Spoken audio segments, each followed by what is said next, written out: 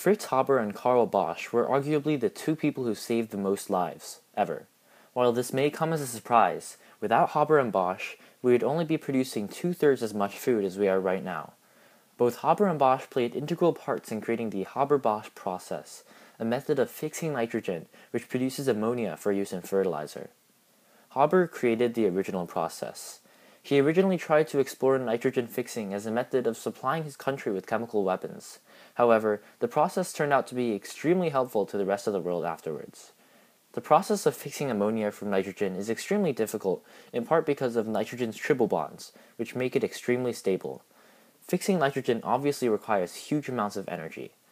Haber tried to supply this energy with electric discharges and high temperature with limited success. However, he was able to get a high-pressure solution to work at 175 atmospheres and 550 degrees Celsius using an osmium uranium catalyst. Bosch, on the other hand, commercialized this process. He solved three main challenges: raw materials, catalysts, and the apparatus. Bosch realized that the supply of hydrogen was inadequate, so his team settled on a process with water gas, a gas that contains hydrogen and carbon monoxide. This process would chill water gas down to negative 205 degrees Celsius, which would leave only the hydrogen in its gaseous state. The catalyst proposed by Haber was impractical, as both osmium and uranium were hard to obtain. Over 20,000 experiments, Bosch's team perfected a mixed catalyst based on iron oxide. Finally, the pressure vessels used by Haber were fine at small scale, but larger reactors had more mechanical stress and heat, and they were susceptible to exploding.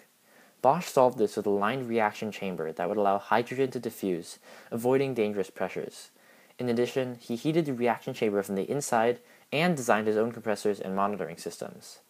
Even though its original intentions might not have been the best, the Haber-Bosch process is still in use today, and without it, we probably wouldn't be alive.